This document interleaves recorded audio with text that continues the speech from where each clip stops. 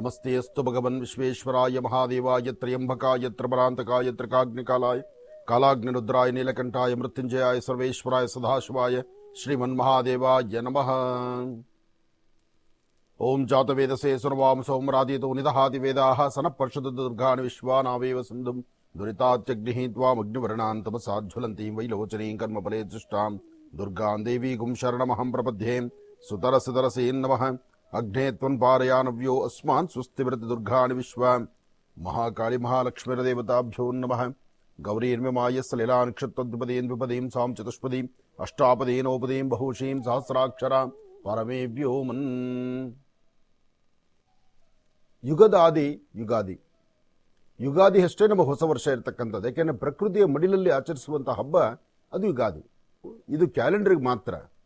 ಆದರೆ ಹೊಸ ವರ್ಷ ಎಂಬತಕ್ಕಂಥದ್ದು ಸಂಪೂರ್ಣವಾಗಿ ಯುಗಾದಿ ಕಾಲದಲ್ಲಿ. ಅಂತಹ ಯುಗಾದಿ ಎಂದು ಆಚರಿಸುವಂಥ ಹೊಸ ವರ್ಷಕ್ಕೆ ಎಲ್ಲರೂ ಕಾತುರತೆಯಿಂದ ಕಾಯ್ತಿದ್ದೇವೆ. ನಮ್ಮ ಭಾರತೀಯ ಹಿಂದೂ ಸನಾತನ ಧರ್ಮ ಜೊತೆಗೆ ಭಾರತೀಯರು ಎಲ್ಲರಿಗೂ ಕ್ಯಾಲೆಂಡರ್ ಮಾಸಕ್ಕೆ ಶುಭ ಆಗಲಿ, ಒಳ್ಳೆಯದಾಗಲಿ. 2026 ವರ್ಷದ ಆರಂಭ ಕ್ಯಾಲೆಂಡರ್ ಮಾಸದಲ್ಲಿ ಈ ಫಲಾಫಲಗಳ ಬಗ್ಗೆ ಆಲೋಚನೆ ಮಾಡೋದಾದರೆ, ಮನುಷ್ಯನ ಗ್ರಹಗತಿಗಳ ಬಗ್ಗೆ ಚಿಂತನೆ ಮಾಡೋದಾದರೆ, ಅಥವಾ ಈಗ ಪ್ರಸ್ತುತ ಇರತಕ್ಕಂಥ ಗ್ರಹಗತಿಗಳು ಒಂದಷ್ಟು ರಾಶಿ ನಕ್ಷತ್ರಗಳ ಚಾರ ಪ್ರಕಾರ ಲಾಭ ನಷ್ಟಗಳೇನು ಎಂಬತಕ್ಕಂಥದ್ದನ್ನು ಅರಿತು ಆಲೋಚನೆ ಮಾಡೋದಾದರೆ ಭಾಳ ಯೋಚನೆ ಮಾಡಬೇಕು ನಾವು. ಯಾಕೆಂದರೆ ಪರಿಸ್ಥಿತಿ ಆಗಿದೆ, ಹೇಗಿದೆ ನಮ್ಮ ಭವಿಷ್ಯ, ಈ ಚಿಂತನೆ ಎಲ್ಲರಿಗೂ ಬಂದಾಯಿತು. ಎಲ್ಲರೂ ಆಲೋಚನೆ ಮಾಡೋದು ಅದನ್ನೇ. ಗ್ರಹಗತಿಗಳ ಕಾಟದಲ್ಲಿ ಸಾಕಷ್ಟು ಜನ ನೊಂದಿರೋರಿದ್ದಾರೆ. ಶನೈಶ್ಚರನ ಅನುಗ್ರಹ ಒಂದಷ್ಟು ಜನಕ್ಕಿದ್ರೆ, ಶನಿ ದಶೆಯಲ್ಲಿ ಆಗಿರತಕ್ಕಂಥ ಅಥವಾ ಈ 7.5 ಅಂತಕ್ಕಂಥದ್ದು 7 ವರ್ಷ ಶನಿಕಾಟ ಅಂತಕ್ಕಂತಹದ್ದು ಶನಿಯ ದೃಷ್ಟಿಕೋನದಲ್ಲಿ ಬಂದಿರತಕ್ಕಂಥ ಸಮಸ್ಯೆ. ಇಲ್ಲಿ ಗ್ರಹಗಳಲ್ಲಿ ಬರೀ ಶನಿ ದಶೆಯಿಂದ ಮಾತ್ರನೇ ಸಮಸ್ಯೆ ಅಂತಲ್ಲ. ನವಗ್ರಹಗಳಲ್ಲಿ ಒಂದೊಂದು ಗ್ರಹವೂ ಸಹಿತ ಒಂದೊಂದು ರೀತಿ ಮನುಷ್ಯನ ನೋವು ಕೊಡುತ್ತೆ, ಲಾಭನೂ ಕೊಡುತ್ತೆ. ಲಾಭ ನಷ್ಟಗಳ ಮಧ್ಯದಲ್ಲಿ ಪ್ರತಿಯೊಬ್ಬರು ಸಹಿತ ಇದನ್ನು ನಾವು ಚಿಂತನೆ ಮಾಡಬೇಕಾಗತ್ತೆ. ಹಾಗಾಗಿ ಇನ್ನ 3/3/2026 ಮಂಗಳವಾರ ಪಾಲ್ಗುಣ ಮಾಸ, ಈ ಪಾಲ್ಗುಣ ಶುಕ್ಲ ಪಕ್ಷದಲ್ಲಿ ಬರತಕ್ಕಂಥ ಪೌರ್ಣಮಿ ಎಂದು ಸಂಭವಿಸತಕ್ಕಂಥ ಈ ಗ್ರಹಣ ಚಂದ್ರಗ್ರಹಣವಾದರೂ ಇದು ಭಾರತ ದೇಶಕ್ಕೆ ಇದು ಸಹಿತ ಕಾಣಿಸುವುದರಿಂದ ಗ್ರಹಣ ಆಚರಣೆ ಉಂಟು ಅಂತ ಹೇಳ್ತಾರೆ. ಅಂದ್ರೆ ಇಲ್ಲಿ 3/3/2026 ಮಂಗಳವಾರ ಪಾಲ್ಗುಣ ಮಾಸದಲ್ಲಿ ಬರತಕ್ಕಂತಹ ಪೌರ್ಣಮಿ ಅವತ್ತು ಗ್ರಹಣದ ಆಚರಣೆ ಇರೋದ್ರಿಂದ, ಗ್ರಹಣ ಇರೋದ್ರಿಂದ, ಚಂದ್ರಗ್ರಹಣವಾದ್ರಿಂದ ಅದು ಭಾರತಕ್ಕೆ ಕಾಣಿಸೋದ್ರಿಂದ ಅದರ ಗ್ರಹಣ ಆಚರಣೆಯನ್ನ ನಾವು ಆಚರಿಸಬೇಕು ಎಂಬತಕ್ಕಂಥದ್ದು ಒಂದಷ್ಟು ನಿಯಮಗಳಿದೆ. ಹಾಗಾಗಿ ಈ ಗ್ರಹಣದ ಫಲಗಳು ಹೀಗಿದೆ. ಈ ವರ್ಷದ ರಾಶಿಫಲ ಎಂಬತಕ್ಕಂಥದ್ದು, ಈ ವರ್ಷದ ರಾಶಿಫಲದ ಬಗ್ಗೆ ನಾವು ತಿಳ್ಕೊಳ್ಳೋದಾದ್ರೆ ಒಂದಷ್ಟು ವಿಚಾರಗಳನ್ನ ಸ್ಪಷ್ಟೀಕರಿಸಿಕೊಂಡು, ಅಂದ್ರೆ ಮುಖ್ಯವಾಗಿ ಯಾವ್ಯಾವ ನಕ್ಷತ್ರಕ್ಕೆ ಯಾವ್ಯಾವ ರಾಶಿಗಳು ಆಗಮನದಲ್ಲಿರುತ್ತೆ ಬರುತ್ತೆ ಎಂಬತಕ್ಕಂಥದ್ದನ್ನ ಒಂದಷ್ಟು ವಿಚಾರಗಳನ್ನು ತಿಳ್ಕೊಳ್ಳೋಣ. ಈಗ ರವಿ ಸರ್ಕಾರ ಮತ್ತು ಸರ್ಕಾರಕ್ಕೆ ಸಂಬಂಧಪಟ್ಟತಕ್ಕಂಥದ್ದು ಮತ್ತು ಪಿತೃಗಳಿಗೆ ಸಂಬಂಧಪಟ್ಟತಕ್ಕಂಥದ್ದು, ತಂದೆ ತಾಯಿಗೆ ಸಂಬಂಧಪಟ್ಟತಕ್ಕಂಥದ್ದು, ಪಿತೃದೇವತೆಗಳ ಬಗ್ಗೆ ಆಲೋಚನೆ ಮಾಡತಕ್ಕಂಥದ್ದು ಇದೆಲ್ಲವೂ ಸಹಿತ ಇರುತ್ತೆ. ಇದಕ್ಕೆ ಸಂಬಂಧಪಟ್ಟಂಗೆ ಶಾಂತಿ ಅಂತಕ್ಕಂಥದ್ದು, ಸೂರ್ಯ ಪ್ರಾರ್ಥನೆ ಆಗಬೇಕು. ಹಾಗೆ ಸುವರ್ಣ ಪದ್ಮ ದಾನ ಅಂತ ಹೇಳ್ತಾರೆ. ಹಾಗೆ ಕೆಂಪು ಹಸುವನ್ನ ದಾನ ಕೊಡಬೇಕು ಅಂತ ಹೇಳ್ತಾರೆ ಈ ವರ್ಷದಲ್ಲಿ. ಅಂದ್ರೆ ಆದಷ್ಟು ವರ್ಷದಲ್ಲಿ ಬರತಕ್ಕಂತಹ ದೋಷಗಳು ದೂರ ಆಗ್ಲಿಕ್ಕೋಸ್ಕರ ರವಿ ಇಲ್ಲಿ ಪ್ರಧಾನವಾದ್ದರಿಂದ ರವಿಯಿಂದ ಆಗುವಂತಹದ್ದು ಏನೇ ಲಾಭ ಇದ್ರೂ ಅದರೊಂದಿಗೆ ಏನಾದ್ರು ಸಣ್ಣ ಪುಟ್ಟ ಕಷ್ಟಗಳಿಗೆ ಈ ಪರಿಹಾರವನ್ನು ಸೂಚನೆ ಮಾಡ್ತಾರೆ. ಏನೇನು ಪರಿಹಾರ? ಸೂರ್ಯ ಪ್ರಾರ್ಥನೆ ಆಗಬೇಕು ಮತ್ತು ಸುವರ್ಣ ಪದ್ಮ ದಾನ ಆಗಬೇಕು, ಕೆಂಪು ಹಸು ದಾನ ಆಗಬೇಕು ಅಂತ ಹೇಳ್ತಾರೆ. ಇನ್ನ ಕುಜ ಇರ್ತಕ್ಕಂಥ ಆಸ್ಥಾನದಿಂದ ಇಲ್ಲಿ ಉಷ್ಣವ್ಯಾಧಿ ಜಾಸ್ತಿ ಆಗತ್ತೆ, ಜೊತೆಗೆ ಇಲ್ಲಿ ಇರ್ತಕ್ಕಂಥದ್ದು ಭ್ರಾತೃಪೀಡೆ ಅಂತ ಹೇಳ್ತಾರೆ. ಹಾಗಿರುವಾಗ ಅದಕ್ಕೆ ಸಂಬಂಧಪಟ್ಟತಕ್ಕಂಥ ಶಾಂತಿ ತಾಮ್ರ ಪದ್ಮದಾನ ಅಂತ ಹೇಳ್ತಾರೆ. ತಾಮ್ರ ಪದ್ಮದಾನ ಮತ್ತು ಕೆಂಪು ಎತ್ತಿನ ದಾನ ಅಂತ ಹೇಳ್ತಾರೆ. ಹೀಗಿರೋದ್ರಿಂದ ಇಲ್ಲಿ ಅದು ಸಹಿತ ಬಹಳ ವಿಶೇಷವಾಗಿರ್ತಕ್ಕಂಥದ್ದೇ. ಅಂದ್ರೆ ರಾಶಿ ಮತ್ತು ನವನಾಯಕರು, ಈ ನವನಾಯಕರು ಒಂದೊಂದು ನಾಯಕತ್ವವನ್ನು ಉಳಿಸ್ಕೊಂಡಾಗ ಅಲ್ಲಿ ಲಾಭ ನಷ್ಟಗಳಂತಕ್ಕಂಥದ್ದು, ಆಗು ಹೋಗುಗಳಂತಕ್ಕಂಥದ್ದು, ಬರ್ತಕ್ಕಂಥ ತೊಂದರೆಗಳಿಗೆ ಪರಿಹಾರ ಮಾರ್ಗವಾಗಿದು. ಇನ್ನು ಗುರು ಇರ್ತಕ್ಕಂಥದ್ದು, ಗುರು ಪುತ್ರನಿಗೆ ಪೀಡೆ ಅಂತ ಹೇಳ್ತಾನೆ. ಗುರು ನೋಡಿ ಅಧಿಕಾರದಲ್ಲಿ ಚೆನ್ನಾಗಿದೆ, ಗುರು ಇದ್ದ ಕಡೆ ಎಲ್ಲವೂ ಲಾಭ ಅಂತ ಹೇಳ್ತಾರೆ. ಗುರುಬಲ ಇದ್ರೇನೆ ಎಲ್ಲವೂ ಸಾಧ್ಯ ಅಂತ ಹೇಳ್ತಾರೆ. ಆದ್ರೆ ಅಲ್ಲಿ ಪುತ್ರನಿಗೆ ಪೀಡೆ ಅಂತ ಇದೆ. ಹಾಗಿದ್ದಾಗ ಅಧಿಕಾರ ನಾಶ ಆಗ್ತಕ್ಕಂಥದ್ದು, ಸ್ಥಾನ ಚಲನೆ ಆಗ್ತಕ್ಕಂಥದ್ದು, ಇಂತಹ ಸಮಸ್ಯೆಗಳಿರೋದ್ರಿಂದ ಅದಕ್ಕೆ ಮಾಡಬೇಕಾದಂಥದ್ದು ರುದ್ರ ಜಪ, ರುದ್ರದೇವರ ಆರಾಧನೆ ಮಾಡತಕ್ಕಂಥದ್ದು, ಶಿವಾರಾಧನೆ ಮಾಡತಕ್ಕಂಥದ್ದು, ಶಿವ ಸಾನ್ನಿಧ್ಯಕ್ಕೆ ಹೋಗಿ ಬರ್ತಕ್ಕಂಥದ್ದು ಮತ್ತು ಸುವರ್ಣ ಒಂದು ಪ್ರತಿಮೆಯನ್ನು ದಾನ ಮಾಡತಕ್ಕಂಥದ್ದು. ಸುವರ್ಣ ಪ್ರತಿಮೆ ಅಂದ್ರೆ ಬಂಗಾರ ತುಂಬಾ ಹೆವಿಯಾಗಿ ತರಬೇಕಾದ್ದೇನಿಲ್ಲ, ಸಣ್ಣದಾದಂಥದ್ದು ಒಂದಾದ್ರೂ ಸರಿಯೇ. ಯಾಕೆಂದ್ರೆ ಅಲ್ಲಿ ಶಾಸ್ತ್ರ ಆಗಿದೆ, ಅದನ್ನೇ ನಾವು ಪಾಲನೆ ಮಾಡಬೇಕು. ಇನ್ನು ಶುಕ್ರನಿಂದ ಆಗುವಂತಹದ್ದು, ಶುಕ್ರನಿಂದ ಆಗುವಂತಹದ್ರಿಂದ ಇಲ್ಲೂ ಸಹಿತ ಕೆಲವು ಸಮಸ್ಯೆಗಳಿರುತ್ತೆ. ಗಂಡ ಹೆಂಡತಿರ ಮಧ್ಯದಲ್ಲಿ ಬರ್ತಕ್ಕಂತಹದ್ದು, ಹೆಂಗಸರಿಂದ ಗಂಡನಿಗೆ ಪೀಡೆ ಅಂತ ಹೇಳುತ್ತೆ. ಆದರೆ ಗಂಡನಿಗೆ ಆಗುವಂತಹ ಅಪಕೀರ್ತಿ, ಅಸಮಾಧಾನ, ತೊಂದರೆ, ತಾಪತ್ರೆಗಳು ಇದೆಲ್ಲವನ್ನು ಸಹಿತ ಸರಿಪಡಿಸ್ಕೊಳ್ಬೇಕು.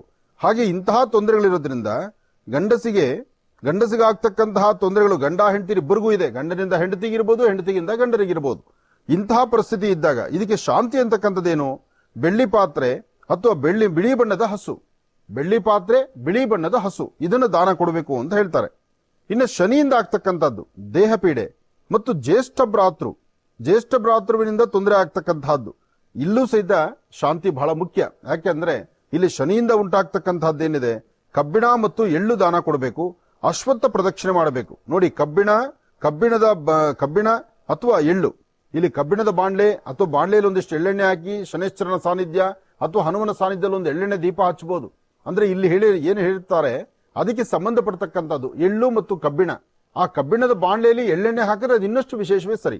ಹೀಗಿರುತ್ತೆ. ಇಂತಹದ್ದೊಂದು ಅನುಷ್ಠಾನವನ್ನ ಮಾಡ್ಕೋಬೇಕು. ಇನ್ನು ರಾಹುವಿನಿಂದ ಉಂಟಾಗ್ತಕ್ಕಂಥದ್ದು, ಇಲ್ಲಿ ರಾಹುವಿನಿಂದ ಉಂಟಾಗ್ತಕ್ಕಂಥದ್ದು ಪಿತಾಮಹರಿಗೆ ಪೀಡೆ ಅಂತ ಇದೆ.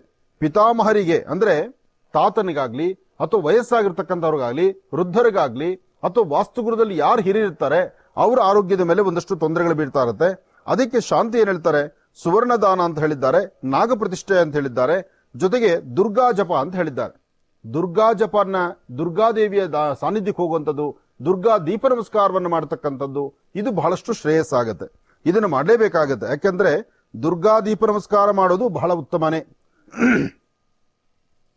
ಇನ್ನ ಕೇತುವಿನಿಂದ ಉಂಟಾಗ್ತಕ್ಕಂಥದ್ದು, ಕೇತುವಿನಿಂದ ಉಂಟಾಗುವಂತಹದ್ದು ವಿಷಜಂತುಗಳು ಹುಟ್ಟುವಂತಹದ್ದು, ವಿಷಜಂತುಗಳ ಭಯ, ಹಾವುಗಳಾಗ್ಲಿ, ಚೇಳುಗಳಾಗ್ಲಿ ಅಥವಾ ಸಣ್ಣ ಪುಟ್ಟ ಕ್ರಿಮಿಕೀಟಗಳಾಗ್ಲಿ, ಇದರ ಭಯ ಶುರುವಾಗುತ್ತೆ. ಹಾಗೆ ಕುಗ್ರಾಮಾವಾಸ್ಯೆ ಅಂತ ಹೇಳ್ತಾರೆ. ಹೀಗಿರೋದ್ರಿಂದ ಇಲ್ಲಿ ಶಾಂತಿ ಅಂತಕ್ಕಂಥದ್ದು ಬೆಳ್ಳಿ ಉಮಾಮಹೇಶ್ವರರನ್ನ ಪ್ರತಿಮೆ ಮಾಡಿಸಿ ದಾನ ಮಾಡತಕ್ಕಂಥದ್ದು. ಉಮಾಮಹೇಶ್ವರರ ಬೆಳ್ಳಿಯ ಪ್ರತಿಮೆಯನ್ನ ಅದನ್ನು ದಾನವಾಗಿ ಕೊಡ್ತಕ್ಕಂಥದ್ದು, ಮೃತ್ಯುಂಜಯ ಜಪ ಮಾಡತಕ್ಕಂಥದ್ದು. ಯಾವ ಕಾಲದಲ್ಲಿ ಆದ್ರೂ ಸಹಿತ ನಕ್ಷತ್ರಕ್ಕೆ ಸಂಬಂಧಪಟ್ಟಂಗೆ, ಗ್ರಹಗಳಿಗೆ ಸಂಬಂಧಪಟ್ಟಂಗೆ ಆಗಿಂದಾಗ್ಲೇ ಅದರ ಅನುಷ್ಠಾನಗಳನ್ನ, ಜಪತಪಗಳನ್ನ ಮಾಡಿ ಗ್ರಹಗಳ ಪೂಜೆ, ಜಪ, ದಾನ, ಶಾಂತಿ, ಒಂದಿಷ್ಟು ಅನ್ನದಾನ, ಇದು ಬಹಳ ಶ್ರೇಯಸ್ಸನ್ನ ಕೊಡ್ತಕ್ಕಂಥದ್ದು.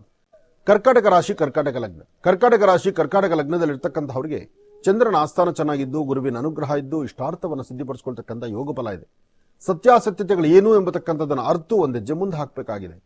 ಆರೋಗ್ಯದಲ್ಲಿ ಸಣ್ಣ ಪುಟ್ಟ ವ್ಯತ್ಯಾಸ ಕಾಣ್ತಾ ಇದೆ. ಶೀತ ಬಾಧೆ, ನೆಗಡಿ, ತಲೆನೋವು ಅಥವಾ ಯಾವುದಕ್ಕೂ ಮೂಡಿಲ್ದಿರ ಇರ್ತಕ್ಕಂಥದ್ದು, ಬಲವಂತ ಮಾಗಸ್ನಾನ, ನಿಂದಕರು ಸಾಕಷ್ಟು ಜನ, ಹಾಕೋ ಪ್ರತಿ ಹೆಜ್ಜೆಯಲ್ಲೂ ನೀನು ಅದು ಸರಿ ಇಲ್ಲ, ಇದು ಸರಿ ಇಲ್ಲ, ಹಾಗಿರ್ಬೇಕಿತ್ತು, ಹೀಗಿರ್ಬೇಕಿತ್ತು, ನೀನು ಅದು ಮಾಡಿದ್ರೆ ಸರಿ, ಇದು ಮಾಡಿದ್ರೆ ಸರಿ, ಈ ತರ ಬರೀ ಪಾಠ ಹೇಳೋರೇನೆ, ಯಾರೂ ಕೈ ಹಿಡಿದು ನಡೆಸೋರಲ್ಲ. ಆದರೆ ಕೈ ಹಿಡಿದು ನಡೆಸೋನು ಮೇಲೊಬ್ಬ ಇದ್ದಾನೆ. ಆ ಮೇಲಿರ್ತಕ್ಕಂಥ ಭಗವಂತನ ನೆನೆಸಬೇಕು, ಆತನ ಮಾರ್ಗದರ್ಶನವನ್ನು ತೆಗೆದುಕೊಳ್ಬೇಕು, ಸನ್ಮಾರ್ಗದಲ್ಲಿ ನಡಿಬೇಕು. ನಿಮ್ಮ ಆತ್ಮಕ್ಕೆ ಸರಿ ಅನ್ಸದ್ದನ್ನು ನೀವು ಮಾಡಿ. ಎಲ್ಲವೂ ಹೇಳಿದ ಮಾತು ಕೇಳೋದು ಬೇಡ, ನಿಮ್ಮ ಆತ್ಮಕ್ಕೆ ಸರಿ ಅನ್ಸ್ಬೇಕು.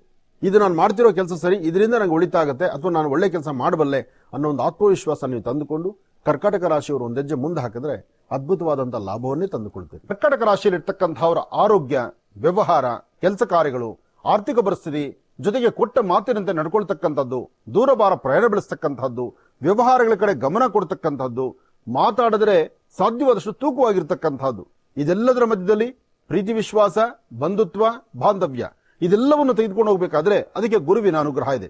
ಹಾಗಾಗಿ ಗುರುವಿನ ಅನುಗ್ರಹ ಸಿಗ್ಲಿಕ್ಕೋಸ್ಕರ ಗುರುವಿನ ಮಂತ್ರವನ್ನ ಜಪ ಮಾಡಬೇಕು. ಗುರು ಮಂತ್ರವನ್ನ ಜಪ ಮಾಡ್ತಾ ರುದ್ರದೇವರಿಗೆ ಅಭಿಷೇಕವನ್ನು ನಡೆಸಿದ್ರೆ ಆಗ ಫಲಾಫಲಗಳನ್ನು ಸಾಕಷ್ಟು ಸಿದ್ಧಿಪಡಿಸ್ಕೊಳ್ತೀರಿ.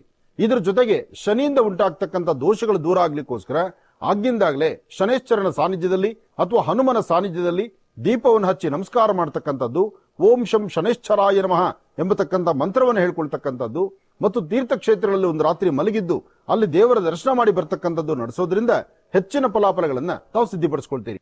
ಲಗ್ನಾಧಿಪತಿ, ರಾಶ್ಯಾಧಿಪತಿ ಎರಡೂ ಬಹಳ ವಿಶೇಷವೇ. ಆದ್ರೆ ಇಲ್ಲಿ ರಾಶ್ಯಾಧಿಪತಿ ಬಗ್ಗೆ ಹೇಳೋದಾದ್ರೆ ಚಂದ್ರ ಮನಸ್ಕಾರಕ, ಮಾತೃಕಾರಕ, ಪ್ರೀತಿ, ವಾತ್ಸಲ್ಯ, ಬಂಧುತ್ವ, ಬಾಂಧವ್ಯ ಇದೆಲ್ಲವೂ ಸಹಿತ ಚಂದ್ರನಿಂದಲೇ. ನಿಮಗೇನಾದರೂ ಶಾಂತಿ, ಸಮಾಧಾನ ಸಿಗಬೇಕಾದ್ರೆ ಅಲ್ಲಿ ಚಂದ್ರನ ಅನುಗ್ರಹ ಬೇಕು. ಅದರಲ್ಲೂ ಬಹಳ ಮುಖ್ಯವಾಗಿ ಶುಭ ಸಂಧ್ಯಾಕಾಲ, ತಂಪಿರ್ತಕ್ಕಂಥ ಕಾಲ. ಆ ತಂಪಾದಂತ ಸಮಯದಲ್ಲಿ ಹಿಂಪಾದಂತ ಗಾಳಿಯನ್ನ ಕಂಡು ಒಂದಿಷ್ಟು ಮನಸ್ಸಿಗೆ ಆನಂದ, ನೆಮ್ಮದಿ ನಿಮಗೆ ಸಿಗಬೇಕಾದ್ರೆ ಅದಕ್ಕೆ ಚಂದ್ರ ಅನುಗ್ರಹ ಬೇಕು. ಅದಕ್ಕಾಗಿ ನೀವು ಪ್ರಾರ್ಥನೆ ಮಾಡಬೇಕಾದ್ದು ಚಂದ್ರಶೇಖರನ್ನ ಪ್ರಾರ್ಥನೆ ಮಾಡಿ ಆ ಓಂ ನಮಃ ಶಿವಾಯ ಎಂಬತಕ್ಕಂಥ ಶಿವ ಮಂತ್ರವನ್ನ ಪಠನೆ ಮಾಡೋದ್ರಿಂದ ಸಾಕಷ್ಟು ಲಾಭವನ್ನು ಸಿದ್ಧಿಪಡಿಸ್ಕೊಳ್ತೀರಿ. ಹಾಗೆ ವಾಹನದಲ್ಲಿ ಓಡಾಡುವಾಗ ಬಹಳ ಜಾಗೃತರಾಗಿರಿ. ಅದರಲ್ಲೂ ಮುಂದಿನ 3 ತಿಂಗಳು ಲಾಭಕ್ಕಿನ್ನ ಸ್ವಲ್ಪ ಕಷ್ಟಗಳೇ ಇದೆ. ಮನಸ್ಸು ನೆಮ್ಮದಿ ಇಲ್ದಿರ ಚಂಚಲತೆಗೊಳಗಾಗತ್ತೆ. ಇಂತಹ ಸಮಯದಲ್ಲಿ ನೀವು ಮಾಡಬೇಕಾದ್ದು ಚಂದ್ರಶೇಖರನ ಪ್ರಾರ್ಥನೆ ಮಾಡಿ ತ್ರಾಂಬಕೇಶ್ವರನ ಆರಾಧನೆಯೊಂದಿಗೆ ಸಣ್ಣ ಮಕ್ಕಳಿಗಾಗ್ಲಿ ವಯಸ್ಸಾಗಿರ್ತಕ್ಕಂತಹ ವೃದ್ಧರಿಗಾಗ್ಲಿ ಅಂತಹವರಿಗೆ ಒಂದಿಷ್ಟು ತಿನ್ನಲಿಕ್ಕೆ ಪದಾರ್ಥವನ್ನು ಕೊಟ್ಟು ಅವರ ಆಶೀರ್ವಾದ, ಅವರ ನಗುಮುಖ, ಅವರ ಆ ನಗುಮುಖ ನಿಮ್ಮ ಜೀವನದಲ್ಲಿ ನಗುಮುಖ. ವರ್ಷದ ಆರಂಭ ಅಂತಲೂ ಇದೆ. ಹಾಗಿರೋದ್ರಿಂದ ಕರ್ಕಾಟಕ ರಾಶಿಯವರು ಚಂದ್ರಶೇಖರನ ಪ್ರಾರ್ಥನೆ ಮಾಡತಕ್ಕಂಥದ್ದು ಬಹಳ ಉತ್ತಮ. ಮನಸ್ಸು ಬಹಳ ಚಂಚಲತೆ ಇರುತ್ತೆ. ಸ್ಥಾನಮಾನ ಎಲ್ಲಿ ವ್ಯತ್ಯಾಸ ಆಗುತ್ತೋ, ಅಥವಾ ಯಾವ ತೊಂದರೆ ನಮ್ಮನ್ನು ಬಂದು ಹೆಗಲಿರುತ್ತೋ, ಅಥವಾ ನಾನು ಮಾತಾಡೋದ್ರಲ್ಲಿ ಎಲ್ಲಿ ವ್ಯತ್ಯಾಸ ಮಾಡ್ಕೊಳ್ತಿರೋ, ಅಥವಾ ನಾನು ಮಾಡುವಂತಹ ವ್ಯವಹಾರದಲ್ಲಿ ಎಲ್ಲಿ ತೊಂದರೆ ಆಗುತ್ತೋ, ಈ ಪ್ರಕಾರವಾದಂತಹ ಅಪರಂಬಿಕೆಗಳು ಸಾಕಷ್ಟು ಇದೆ. ಆದರೆ ಕರ್ಕಾಟಕ ರಾಶಿಯಲ್ಲಿರ್ತಕ್ಕಂಥವ್ರು ಹಣಕಾಸಿನ ವಿಚಾರದಲ್ಲಿ ಬಹಳ ಜೋಪಾನ ಬೇಕು. ಕೊಟ್ಟು ತೆಗೆದುಕೊಳ್ತಕ್ಕಂಥದ್ದು, ಲೇವಾದೇವಿ ಮಾಡ್ತಕ್ಕಂಥದ್ದು, ಯಾವುದೇ ವ್ಯವಹಾರ ಮಾಡ್ತಕ್ಕಂಥದ್ದು, ಯಾವ ಕೆಲಸವಾದರೂ ಸಹಿತ ನಿಮ್ಮ ಮನಸ್ಸು ಒಪ್ಪಿದ್ರೆ ಮಾತ್ರ ಅಲ್ಲ, ನಿಮ್ಮ ಪರಿಸರದಲ್ಲಿ ಇರ್ತಕ್ಕಂಥ ಹಿರಿಯರು ಒಮ್ಮೆ ಹಿರಿಯರ ಜೊತೆಗೆ ಕೂತು ಸಮಾಲೋಚನೆ ಮಾಡಿ ಸರಿ ಯಾವುದು ತಪ್ಪು ಯಾವುದು ಅಂತ. ಹಿರಿಯರ ಜೊತೆ ಕೂತು ಸಮಾಲೋಚನೆ ಮಾಡಿ ಸರಿ ತಪ್ಪುಗಳ ಸರಿಯಾದಂತ ವಿಮರ್ಶೆ ಮಾಡಿದ್ರೆ ಆಗಷ್ಟೇ ಒಳಿತನ್ನ ಕಾಣ್ತೀರಿ. ಕರ್ಕಾಟಕ ರಾಶಿಯವರು ದುಡುಕಬೇಡಿ, ದುಡುಕಿ ತೀರ್ಮಾನ ತಂದುಕೊಳ್ಬೇಡಿ. ಎಲ್ಲಕ್ಕಿಂತ ಮುಖ್ಯವಾಗಿ ಕಾಗದ ಪತ್ರಗಳಿಗೆ ಸಹಿ ಹಾಕ್ಬೇಕಾದ್ರೆ, ಅಥವಾ ಯಾವ್ದಾದ್ರು ಕೋರ್ಟ್ಗೆ ಸಂಬಂಧಪಟ್ಟದ್ದು, ಸ್ಟೇಷನ್ಗೆ ಸಂಬಂಧಪಟ್ಟದ್ದು, ಅಥವಾ ನ್ಯಾಯಸ್ಥಾನಕ್ಕೆ ಸಂಬಂಧಪಟ್ಟಂತ ಕಾಗದ ಪತ್ರಗಳ ಬಗ್ಗೆ, ಅಥವಾ ಭೂಮಿಗೆ ಸಂಬಂಧಪಟ್ಟತಕ್ಕಂಥ ಕಾಗದ ಪತ್ರದ ಬಗ್ಗೆ ಅಷ್ಟೇ ಯಾಕೆ, ಯಾರಿಗಾದ್ರೂ ಹಣಕಾಸಿನ ವ್ಯವಹಾರ ಲೇವಾದೇವಿ ಮಾಡ್ತಿರಲ್ಲ, ಅದೂ ಸಹಿತ ಯೋಚನೆ ಮಾಡಿ. ದುಡುಕಿ ತೀರ್ಮಾನ ತಂದುಕೊಂಡು ನಂತರ ಕಣ್ಣೀರು ಹಾಕುವಂಥದ್ದು ಬೇಡ. ಎಚ್ಚರಿಕೆ ಎಂದಿರಿ. ಒಳ್ಳೇದಾಗ್ಲಿ, ಶುಭವಾಗ್ಲಿ.